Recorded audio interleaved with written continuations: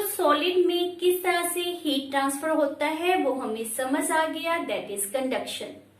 क्या लिक्विड और गैसेस में भी यही मेथड है? तो answer is no. But why? Because जो लिक्विड और गैसेस होती हैं वो हीट की बैड कंडक्टर्स हैं, इसलिए उसमें कंडक्शन पॉसिबल नहीं होगा। So we need another method that is known as a convention. तो कन्वेंशन मेथड में क्या होता है?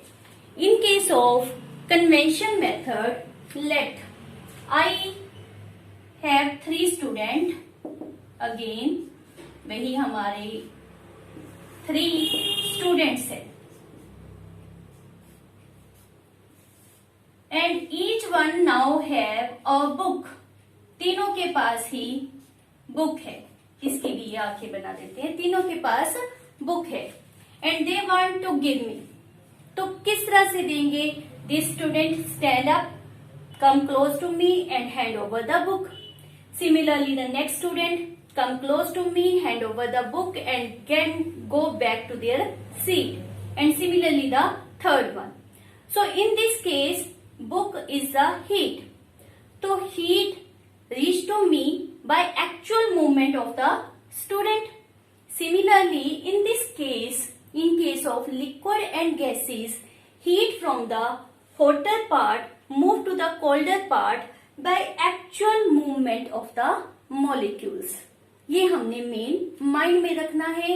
ये हमारी कन्वेंशन की मेन टर्म है जिसको हम याद रखेंगे। इस प्रोसेस को समझने के लिए हम लिक्विड और गैसेस दोनों की एक एक एग्जांपल लेते हैं। तो हमारे पास क्या मेंशन है? Let's suppose this is a round flask containing water, और इसमें यहां पर हमने with the help of star, let बिल्कुल इसके बॉटम के ऊपर पोटाशियम परमैंगनेट KMnO4 के ए फ्यू क्रिस्टल्स डाल दिए। आपको पता है इनके क्रिस्टल का कलर कौन सा होता है? पर्पल। नीचे से हम हीट दे रहे हैं। हीट इस तरह से देनी है कि मेन इस क्रिस्टल को ही मिले।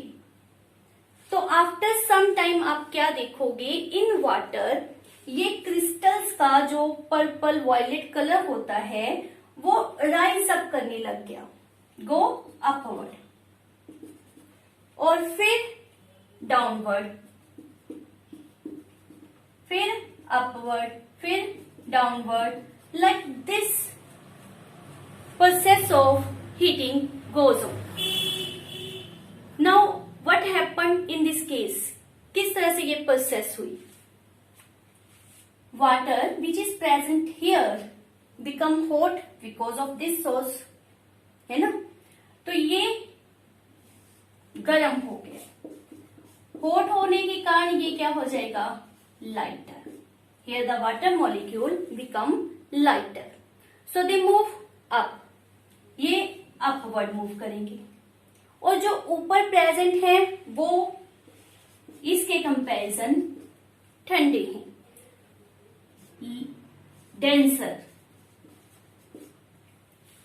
हैवी होंगे, so they move down. Process goes on until whole water molecule become hot. This is all the process by which जितना भी हमारे पास वाटर है वो गर्म नहीं हो जाता। तो यहां पर ये जो lighter move up and denser move down process हो रहा है, actual movement of the molecules हो रहा है, उसे हम क्या कह रहे हैं? Convention. Similarly let's suppose in gases it is a candle. हमने अपना एक हैंड इस तरफ रख लिया, क्लियर? हैंड मुझे ज्यादा अच्छा बनाना नहीं आता। लेट 5 फिंगर, है ना? और एक हैंड हमने बिल्कुल इसके ऊपर रख लिया। आफ्टर सम टाइम ये तो सिर्फ गर्म होगा, हल्का सा गर्मी महसूस होगी। Still you are able to put the hand here, परंतु इतने डिस्टेंस से हमने इसके ऊपर रखा है हैंड, डिस्टेंस दोनों में सेम है। ये पूरा हॉट हो जाएगा और वी फील अनकंफर्टेबल, हम मजबूर हो जाएंगे कि हम हैंड को साइड पे कर लें।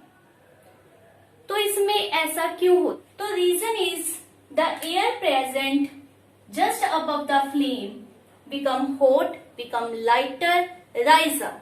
वो ऊपर जाएगी और ऊपर की जो ठंडी हवा होगी, कोल्डर एयर, वो डेंस होगी इसके comparison and that move close to the flame. Process continue until this air become hot and that hot air के कारण हमारा हैंड जो है वो ज्यादा गर्मी महसूस करेगा। While on this side there is no convection process lies. यहाँ पर जो प्रोसेस है उसको हम फर्दर डिस्कस करेंगे।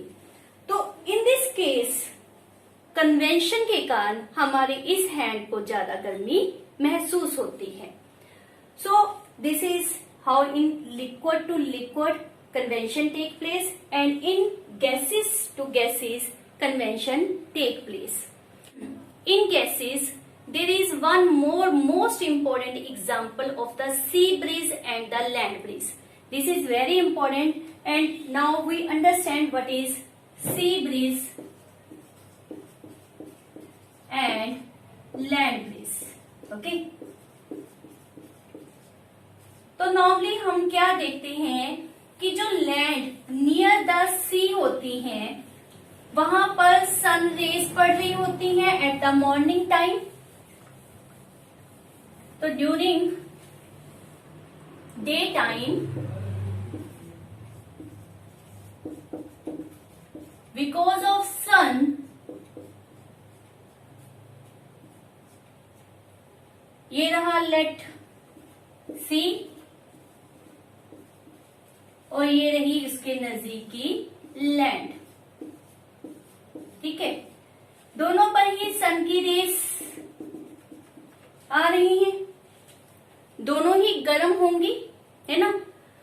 तो अब क्या होता है कि जो ये लैंड होती है that become more hot than water. इसमें हीट एब्जॉर्ब करने की पावर जो होती है वो ज्यादा होती है देन वाटर, इसलिए ये वाटर के कंपैरिजन ज्यादा हॉट होगी। तो इसके ऊपर जो एयर होगी वो हॉट अप होगी। Result it will move towards sea. This hot air move towards sea. समुंदर या सी इसके कंपैरिजन ठंडा है, तो यहाँ पर जो एयर होगी वो डेंसर होगी, वो ठंडी होगी, और इस जगह को जो खाली जगह आ गई इसको भरने के लिए this air above the sea level move towards the earth. ये कौन सी एयर है? Cold air. During day time this process is continue, that hot air from the land move towards the sea and sea के ऊपर जो air colder है, denser है, that move towards the land. This process या by this जो bridge बन गया उसे हम क्या नाम रेफर करते हैं? सी ब्रिज का। बट एट नाइट जो लैंड है उससे रेडिएशंस बाहर अमिट होनी स्टार्ट हो जाती हैं। रेडिएशन का टॉपिक हम इससे नेक्स्ट पढ़ेंगे। इसी तरह वाटर से भी रेडिएशंस अमिट होने लग जाती हैं, मतलब दोनों ठंडे होने स्टार्ट हो जाते हैं। But it should be in mind that जो लैंड होती है वो in comparison to the water ज्यादा रेडिएशंस रिलीज करती है। इसके कारण in comparison to sea at night it is cold and this is hot. Clear? तो अब क्या होगा, यहां पर जो एयर है it is lighter, become lighter and so it move upward. तो ये अपवर्ड मूव करेगी और मूव करते हुए कहां पर पहुंच जाएगी, towards the land. This is hot air. और यहां पर अर्थ के नजदीक, लैंड के नजदीक जो हमारे पास एयर है वो क्या है, ठंडी है, डेंसर है. और वो कोल्ड एयर कहां पर पहुंच जाएगी, at sea. So this breeze form so is called as a land breeze. This is main two important applications of the convention in case of gases, that how sea breeze and land breeze is formed.